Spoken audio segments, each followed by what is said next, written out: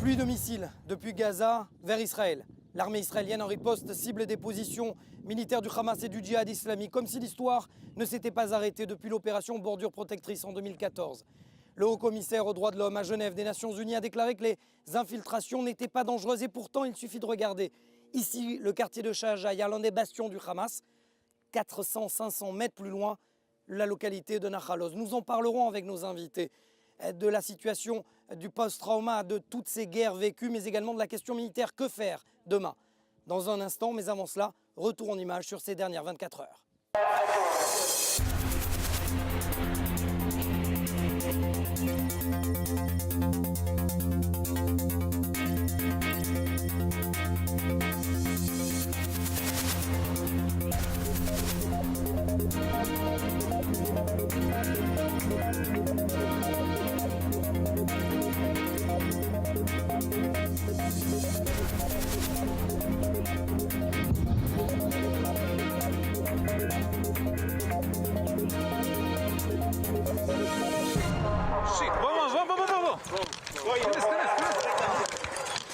Mes deux premiers invités donc dans cette édition spéciale devant la bande de Gaza, il n'y a pas d'autre terme, hein. Ici le quartier de Shahjaya. Tami Goren, honneur aux femmes, merci, vous êtes psychologue, spécialiste de la situation post-traumatique et vous habitez dans le kibbutz de Ruchama à 7 km 4 précisément de la bande de Gaza. Jean Berman, bonjour, vous habitez le Yeshuv de Avshalom, c'est plus dans le sud de la bande de Gaza. Et vous êtes ce qu'on appelle un miraculé, vous avez été grièvement blessé pendant l'opération Bordure Protectrice en 2014. Et j'aimerais d'abord vous poser la question de savoir comment vous avez passé d'abord la nuit après cette pluie de missiles. Allez, commence. Pour moi, la nuit, elle n'a pas commencé, elle n'a pas terminé. Mes enfants ont été dans l'abri, ma femme aussi, et moi, je n'ai pas réussi à dormir de la nuit. Je suis resté éveillé parce que j'ai toujours peur dans des moments comme ça. Je pense qu'il faut toujours qu'il y ait quelqu'un de réveillé dans la maison. On ne sait jamais, et donc c'est moi qui étais réveillé toute la nuit. Et vous? C'est presque le même, parce que c'était très mal.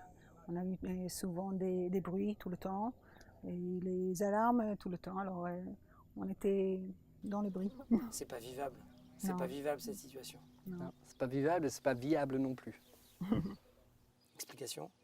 C'est-à-dire qu'on ne peut pas continuer comme ça. C'est-à-dire que si on continue comme ça, il y a 4 ans, ça s'est arrêté et on recommence maintenant ou ça s'est arrêté il y a 4 ans. Et qu'est-ce qu'on a fait pendant ces 4 ans? Rien. Nous, on a attendu, on a compté le compte à rebours depuis la fin de la dernière guerre et voilà, on y est. Et elle recommence, elle continue là où ça s'est arrêté. Hein. Donc l'escalade va continuer encore plus haut maintenant. Alors je disais justement dans mon lancement que comme si l'histoire ne s'était pas arrêtée. L'une des particularités chez les personnes qui vivent dans cette région, c'est qu'ils ont l'impression justement que l'histoire est un éternel recommencement, qu'on s'est arrêté en 2012 ou en 2009, en 2012, 2014, et comme si les guerres se succédaient. Vous avez une particularité, c'est de traiter les personnes qui souffrent de post-trauma et surtout les personnes qui sont atteintes de ce qu'on appelle en état de choc. J'aimerais juste avant d'en parler, vous faire écouter un son que les gens surtout comprennent en France, en Europe, ce que ça veut dire en état de choc. Je vous propose d'écouter 30 secondes à peine d'une dame qui n'a pas eu le temps de courir vers l'abri au moment d'une alerte. Écoutez.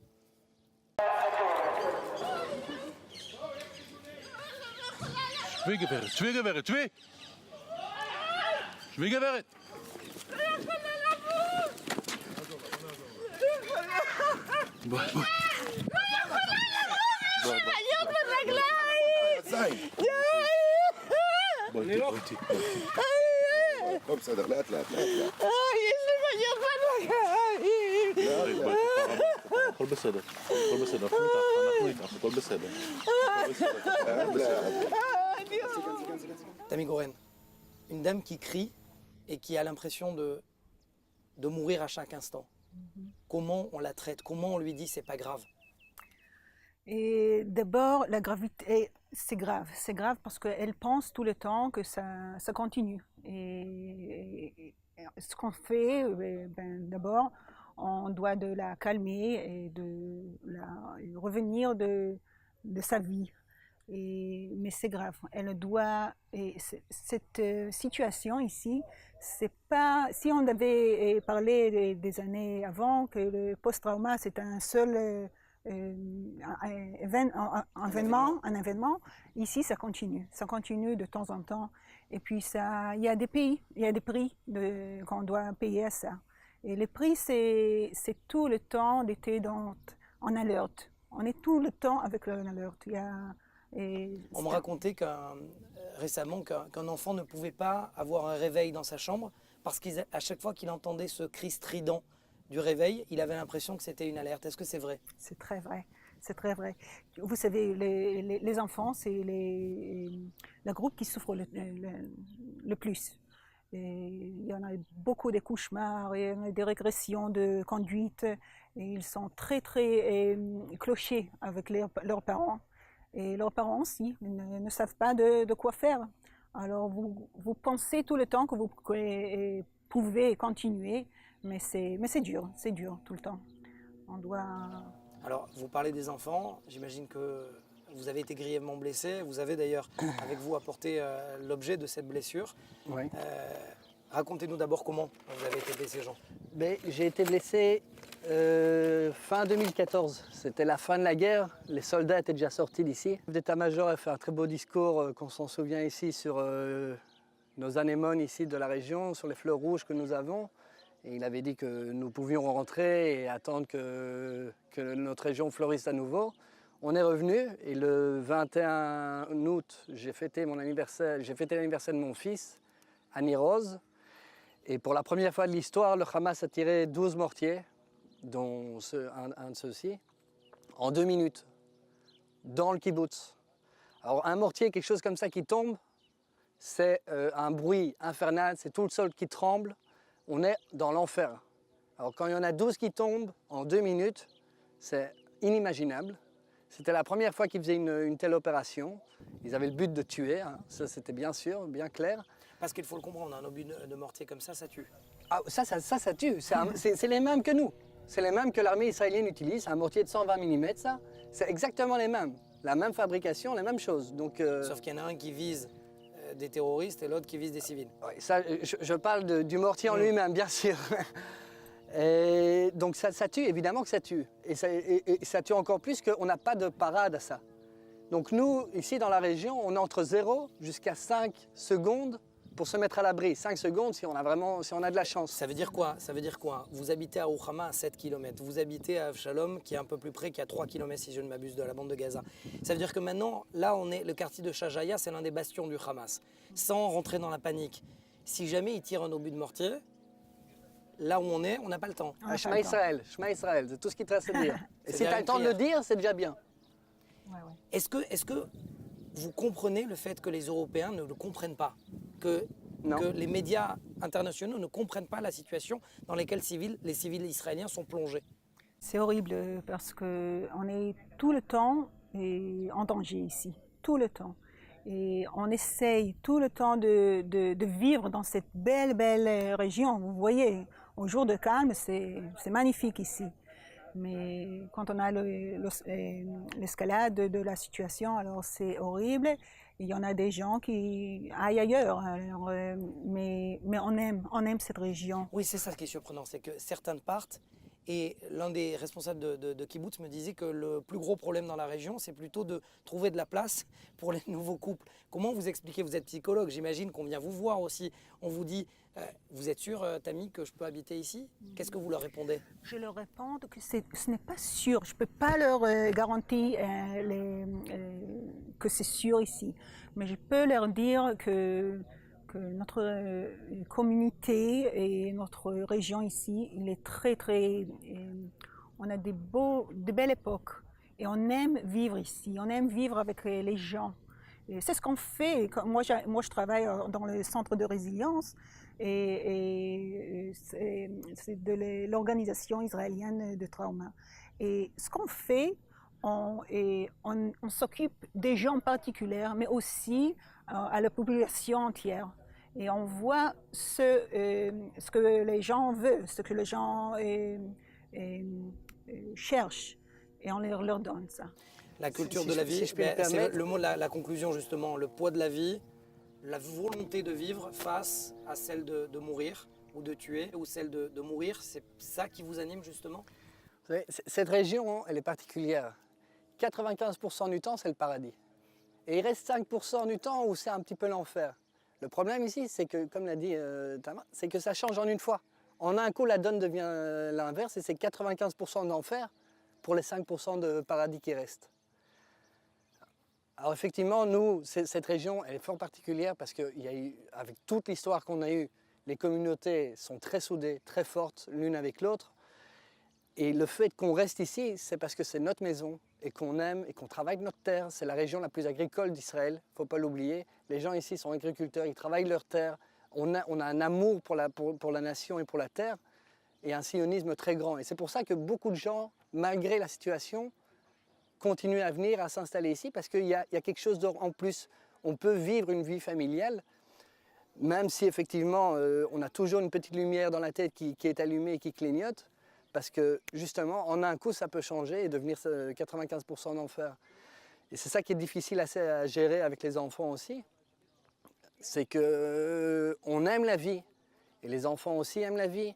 Et on fait tout pour leur inculquer qu'il faut, pour grandir dans l'amour et dans le respect des autres. Et nous, c'est ce qu'on fait à la maison. Et la vie est vraiment... vous parliez de la vie. Quand moi, j'ai été blessé à l'hôpital, avec ma femme, on a dû choisir, est-ce qu'on amène la vie, notre enfant au monde, ou alors on arrête là. On a pris la décision d'amener un enfant au monde. Quand j'ai été blessé, la vie est la meilleure réponse à la mort. C'est la meilleure façon, c'est pour ça qu'il faut continuer au maximum la routine, parce que la vie est très importante. Et c'est ça qui fait notre force ici dans la région, à mon avis. Merci Jean Merman de ce témoignage très fort.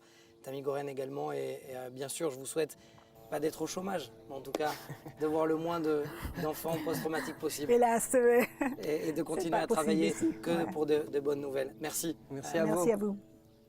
Voilà, dans quelques instants, on parlera plus de l'aspect militaire et de l'aspect politique de cette situation complexe dans la bande de Gaza. Avant cela, un petit point justement sur les derniers événements militaires entre Israël et le Hamas et le djihad islamique. D'où vient cette soudaine flambée de violence? Un nombre record de roquettes et d'obus de mortier ont été tirés sur le sol israélien depuis l'opération Bordure Protectrice 2014, plus d'une centaine en moins de 24 heures. Ces tirs ont été revendiqués conjointement par les ailes militaires du Hamas et du djihad islamique, même si c'est ce dernier considéré comme le bras armé de Téhéran dans la bande de Gaza qui a lancé les hostilités. L'Iran, qui a perdu récemment du terrain en Syrie, souhaite maintenir, voire renforcer son influence dans la région. Téhéran qui joue sur tous les tableaux, transfert d'argent au Hamas et soutien logistique au djihad islamique. Objectif, entretenir les hommes de ces factions et leur permettre de se réarmer, mais également de payer les Gazaouis pour aller manifester à la frontière. Face à tous ces acteurs, l'Égypte est de nouveau arrivée à se poser en médiateur. Le Caire a obtenu un accord tacite de cessez-le-feu, mais les violences pourraient reprendre. De quoi renforcer un peu plus la scission entre les puissances chiites et sunnites. Le Hamas sunnite reste partagé entre ses velléités guerrières et ses responsabilités administratives et sécuritaires envers sa population dans la bande de Gaza. Chaim Yanin, merci d'être avec nous. Vous êtes député aujourd'hui du parti Yesh Atid et ancien responsable du conseil régional d'Eshkol, une région qui a été frappée de plein fouet hier par des missiles et obus de mortier. On est en face d'un des bastions du Hamas, vous connaissez parfaitement la région. Comment vous avez vécu cette situation? Comment vous la vivez, cette situation?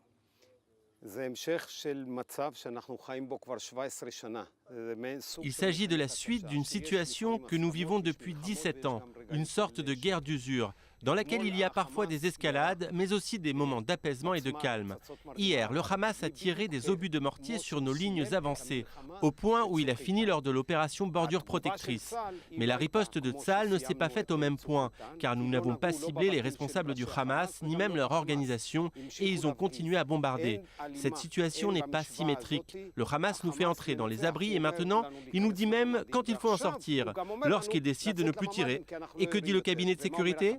Le cabinet dit « le calme amènera le calme », mais cette formule est dépassée. Et si nous continuons ainsi, nous vivrons encore 10, 17 ou 20 ans dans la même situation. Votre fils a été blessé. Il était soldat, il a été grièvement blessé pendant la dernière opération bordure protectrice. Vous vivez avec cette blessure tous les jours. Vous connaissez la situation. Que dites-vous au gouvernement? Que peut-il faire qu'il ne fait pas aujourd'hui? Tout d'abord, le gouvernement doit décider ce qu'il veut faire de la bande de Gaza. Tant que le gouvernement israélien ne sait pas ce qu'il attend de la bande de Gaza, nous serons confrontés à d'autres cycles de violence. Il faut prendre la décision de lutter contre le terrorisme. Il faut que les responsables du Hamas soient en danger de mort, que leur famille n'ait plus de maison. Il faut lutter contre le terrorisme, mais parallèlement mobiliser le monde entier. Tout le monde, sans exception, dans un plan de réhabilitation de la bande de Gaza. Investir et reconstruire Gaza. Il faut comprendre, nous partageons la même frontière, car en fin de compte, l'eau passe par les mêmes aqueducs et s'il y a une épidémie là-bas, nous serons aussi concernés. Nous vivons sur le même petit territoire avec une frontière très claire. Et ainsi, s'il n'y a pas de programme humanitaire international pour Gaza, l'information, la résistance et l'armée, aussi fortes soient-elles, ne peut rien. Tout le monde doit en fin de compte participer à cette solution. Jusqu'ici, nous n'avons jamais eu cette stratégie et j'espère que le gouvernement nous y conduira. Le porte-parole de Kissoufim dit qu'Israël est sorti. Il est sorti de la bande de Gaza en 2005. Il y a une frontière. Et en même temps, vous parlez d'élimination. Une élimination dit obligatoirement opération militaire. Où on va? Il faut une stratégie. Pendant 17 ans, aucun gouvernement israélien n'a eu de stratégie concernant la bande de Gaza. Il est tout à fait évident que le Hamas ne veut pas de nous, qu'il est notre ennemi. Mais il sait autre chose. Il a vu ce qu'il s'est passé ici, devant nos yeux. Il y a 9 semaines, ont commencé des manifestations. Pas contre l'État d'Israël. Les gens en détresse manifestaient contre le Hamas. Et quand le Hamas a compris qu'il pourrait prendre le pouvoir suite à une révolution populaire interne, une révolte contre la détresse, le Hamas a accusé l'État d'Israël et organisé des manifestations anti-israéliennes. Il y a là une faille. C'est dans cette faille que nous devons pénétrer avec l'ensemble de la communauté internationale pour écarter le terrorisme et mener cette population vers un avenir meilleur. Prenez un exemple. L'autorité palestinienne parle de réconciliation avec le Hamas. Que demande l'autorité? Une seule armée. L'autorité palestinienne est reconnue par le monde entier. Et une seule armée veut dire l'arrêt des tirs de missiles, l'arrêt de leur production et l'arrêt des tunnels offensifs. Pourquoi ne le font-ils pas? Ils doivent le faire. Ensemble avec l'autorité palestinienne, nous devons les contraindre à cela. Le Hamas doit devenir une organisation politique. Cela prendra 10 ans, mais si nous ne commençons pas aujourd'hui, nous n'en finirons jamais, car ils sanctifient la mort, pas la vie. Vous les connaissez, les gens qui sont à Shajaya. Sans doute, certains ont travaillé chez vous lorsque vous étiez à la tête du conseil régional d'Eshkol. Quand vous les regardez à Shajaya, qu'est-ce que vous voulez leur dire dans le blanc des yeux? Je veux leur dire qu'avec la force, ils n'obtiendront rien de l'État d'Israël. Au contraire, aujourd'hui, nous construisons un nouveau quartier à Nahal Oz, en face de Sadjaya, et nous continuerons à construire et à développer. Ils ne parviendront pas à nous faire bouger de nos maisons. Ils le savent. Et que font-ils? Au lieu d'investir 60% de leur budget dans les missiles et les tunnels, je leur dis et leur demande, investissez pour le bien-être de votre peuple. Personne ne croit que demain matin, ils deviendront sionistes. Mais si dans 20 ans, la prochaine génération vit dans le calme, sans tir de roquettes, et que de notre côté, il y a des gens qui n'entendent pas les alertes, c'est cette génération qui signera un accord de paix. Pas une trêve qui ne sert qu'au terrorisme. Il faut parvenir à un accord avec des garanties qui permettront la constitution d'une seule force palestinienne. Et je pense que le monde peut comprendre cela et doit nous aider. L'État d'Israël ne peut devenir le patron de la bande de Gaza. Merci, Chaim Elin. Je rappelle que vous êtes député Yachatid et ancien responsable du conseil régional d'Eshkol. Merci.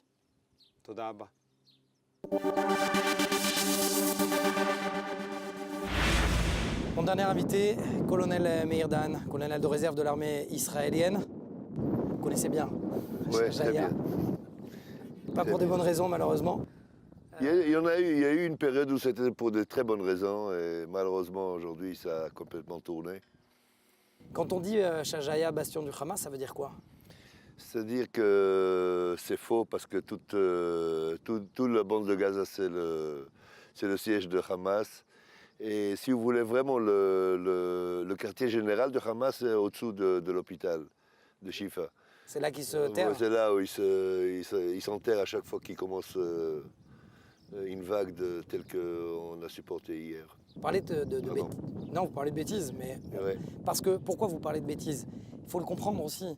C'est que De- comme si l'histoire ne s'était jamais arrêtée, c'est-à-dire que le Hamas Mais c'est recommence. comme quand il- d'habitude. Quelle est la stratégie? On a déjà parlé de ça. Ils se lèvent le matin.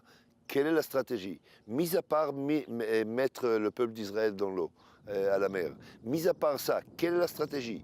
Ils se lèvent le matin, ils craquent sous la pression de djihad islamique et de différentes petites fractions parce qu'ils n'arrivent plus à gérer leur peuple, leur propre peuple, leurs propres combattants, ils n'arrivent plus à les gérer. Ni en argent, ni mental, ni en entraînement, en rien. Ils n'arrivent plus à les gérer. Donc, Mais alors- ils laissent faire les petites fractions, ils les rejoignent. La question est de savoir pourquoi l'armée israélienne, certains disent que la réaction a été timorée, alors qu'on a vu comment l'armée israélienne a réagi dans le nord, certes chirurgicale, mais très forte. Ici, on a frappé principalement des bâtiments vides. Non, c'est pas vrai. Et tout d'abord, Israël a commencé à agir très très fort hier au matin.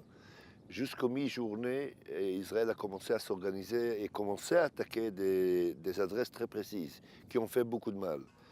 Eux, ils ont bien sûr évacué tous leurs camps d'entraînement, etc., et leurs centres importants et s'est mis sous terrain. Mais à un certain moment, il s'est passé quelque chose. À mon avis, derrière les coulisses, il commençait à avoir des tas de choses. Négociations avec l'intervention des Égyptiens par rapport à la presse. Et c'est là où Israël a commencé à prendre du recul. Jusqu'à 10 h du soir, où les rumeurs d'arrangement faites par les Égyptiens ont commencé à prendre place. Et eux, ils ont commencé à attaquer en disant à minuit on arrête. C'est une condition qu'Israël ne pouvait pas accepter. Elle s'est remise. Et je vous dis que en 1 heure de temps, ça s'est passé très mal pour eux. Oui, Donc, d'accord, mais vous dites avez ça, raison. mais Meir, Mais vous savez, dans la le passé- prochaine étape, c'est quoi? La prochaine étape, c'est de casser ces barrières, rentrer à Sejaï, à Egen. Est-ce que c'est ce qu'on veut? je ne parle pas de ça. Je dis que dans le passé, en 2014, j'étais sur le terrain, je les ai vus. Ah, il y avait des drones, on l'entend là, le drone. Il y en a même 2. Lorsqu'il y avait des terroristes sur le point de lancer des roquettes, on les frappait avant que les roquettes ne partent. Pourquoi cela n'a pas été Parce fait? qu'ils l'ont fait par des jardins de maisons et réagir à ça, ça aurait causé quelques dizaines de morts de civils, alors qu'Israël a déjà déclaré qu'on ne prend plus ça en compte. Aujourd'hui, de là où il va y avoir de lancement du missile, on va attaquer directement. Ça veut dire Mais que vous êtes hier, en train de il y dire a à nos eu un téléspectateurs, recul. vous êtes en train de dire à nos téléspectateurs que le Hamas a encore une fois, Bah, et le bien djihad sûr, islamique, bien a sûr. utilisé des cours d'école pour tirer des Bien obus. sûr, bien sûr. Regardez les images de la presse, vous verrez d'où sont les sorties, vous verrez tout de suite. Et c'est pas de Sajaï, by the way. Ce n'est pas de là-bas. Alors qu'est-ce qu'on fait? Au niveau stratégique, l'armée israélienne, qu'est-ce qu'elle doit faire aujourd'hui? Il y a un grand débat. Est-ce que la possibilité de rentrer à Gaza et faire casser une fois pour toutes le régime Hamas n'est pas sur la table en ce moment. Il faut dire la vérité. Parce qu'il n'y a personne qui remplace Abou Mazen et son équipe sont avant ou après une opération et très très malade. Il n'y a personne qui prendra la place. Le Hamas, malheureusement, est la chose la plus modérée aujourd'hui à la bande de Gaza. Et À ce point. À ce point, oui. Hier, Israël a été à l'écoute du stress de Hamas. Il faut le dire. Hier, excusez-moi le mot, mais le Hamas a été violé par les différentes fractions de Gaza. Et le djihad islamique n'était pas le premier en rang. Les salafistes. Des tas. OK? Et tout ça met sous pression le Hamas d'une façon extraordinaire. Ils perdent le pouvoir. Mais alors Ils ont pourquoi raté toutes leurs démarches. Oui, mais pourquoi se communiquer à leur commun avec les brigades Al-Quds du djihad islamique? Nous prenons la responsabilité des tirs. Eh ben, ça veut dire quoi? Ça challenge qui? Israël? C'est un challenge pour le Hamas. En définitive, c'est le Soufif qui leur dit c'est nous qui mettons le jeu maintenant. C'est nous qui gérons le jeu maintenant. Et en clair devant tout le monde. Alors, il y a un énorme problème là-bas. Et ça, on est en train d'oublier les 2 millions d'habitants qui habitent là-bas. 2 millions d'otages qui habitent là-bas, qui n'ont plus rien à manger, plus d'argent, plus rien, aucun espoir. La faute à l'armée israélienne ou la faute au Hamas? Mais sincèrement, l'armée israélienne fait quoi pour créer cette situation? Israël est prêt à envoyer tous les aides possibles. J'ai entendu le précédent ici, M. Aline, qui a dit c'est pas notre portée, c'est notre problème. On paye le prix, mais on ne peut pas résoudre le problème. Il faut absolument une intervention internationale une fois pour toutes. Parce que pour ça, rentrer, nettoyer, soi-disant disons plutôt casser, briser le régime Hamas, ça prendra X heures pour l'armée israélienne. Et le lendemain, quoi? On se met à nouveau sur Philadelphie, on se met à nouveau sur les quartiers de Gaza. En deux mots, Meir, parce que le temps nous est compté. Demain, qu'est-ce qu'on fait? L'armée israélienne, qu'est-ce qu'elle doit faire? Aujourd'hui, demain, après-demain? Malheureusement, l'armée et surtout les habitants de la région devront supporter cette situation encore un bon bout de temps, malheureusement. Donc sans fin, un tunnel sans fin. Je ne dis pas sans fin, je dis qu'il faut en parallèle faire intervenir la communauté internationale qui, une fois pour toutes, au lieu de critiquer du matin au soir ce qu'on est en train de faire pour se défendre, qui se mêle un peu.